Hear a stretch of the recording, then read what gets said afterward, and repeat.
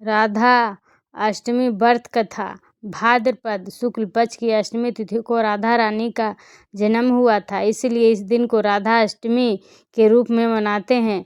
भगवान कान्हा के जन्म यानी भाद्रपद मास के कृष्ण पक्ष की अष्टमी तिथि से ठीक 15 दिन बाद राधा रानी का जन्म हुआ था। इस दिन भक्तगण व्रत रखने के साथ राधा रानी को धूमधाम से जन्मोत्सव मनाते हैं। मानता है कि इस दिन व्रत रखने से राधा श्री कृष्ण के अलावा माँ लक्ष्मी की भी आशीर्वाद प्राप्त होता है। इस दिन राधा रानी के साथ श्री कृष्ण की पूजा करने का विधान है।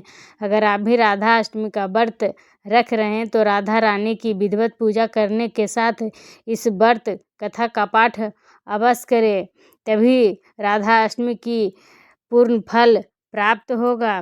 तो राधा अष्टमी की कथा सुनते हैं। महावैवर्त पुराण के अनुसार एक समय की बात है, गोलोक धाम जहाँ श्री कृष्ण अपने नित्य विहार करते हैं, वहाँ राधा रानी भी श्री कृष्ण के साथ निवास करती थी।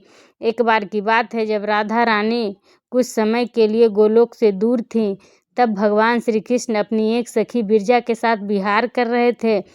जब राधा जी को इस बात का समाचार मिला तो वे अत्यंत क्रोधित हो उठी और तत्काल श्री कृष्ण के पास पहुंचकर उनसे कठोर वचन कहने लगी। राधा रानी का यह रूप देखकर श्री कृष्ण के परम मित्र श्री दामा को बहुत दुख हुआ। उन्होंने सोचा कि राधा जी ने प्रभु श्री कृष्ण से अनुचित व्यवहार किया है। इसी कारण क्रोधवश श्री दामा ने राधा जी को शाप दे दिया कि हे देवी, आपको अपने दिव्य धाम गोलोक को छोड़कर पृथ्वी लोक पर जन्म लेना पड़ेगा।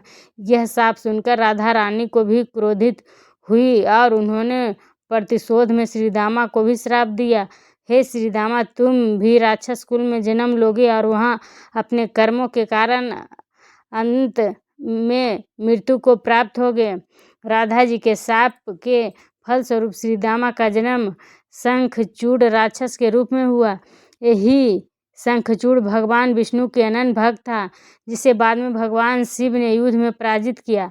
उधर जब राधा जी को क्रोधावस्था में पहुंची, तब उनकी सखी बिरजा यह दृश्य देखकर अत्यंत व्यथित हुई और वहां से चली गईं। वे जाकर नदी स्वरूप में परिवर्तित हो गईं।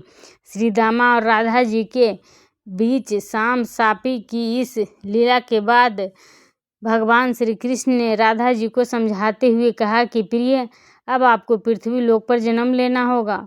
वहाँ आप वृषभानु जी और उनकी पत्नी कीर्ति देवी की पुत्री के रूप में प्रकट होंगी।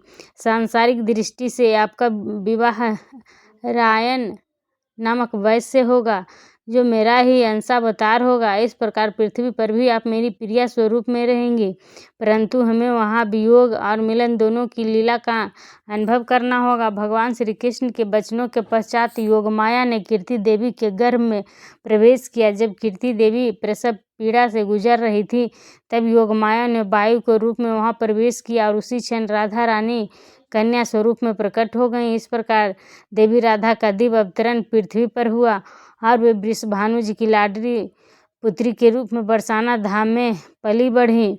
इस तरह राधा रानी का जन्म हुआ। तो आप विधि विधान से राधा अष्टमी के दिन पूजा कीजिए और इस कथा को अवश्य पढ़िए, इससे पूर्ण फल प्राप्त होगा। जय श्री राधे। अगर हमारा वीडियो आपको पसंद आई हो तो वीडियो को लाइक, सब्सक्राइब और शेयर करना ना भूलें और कमेंट बॉक्स में राधे राधे लिखना ना भूलें।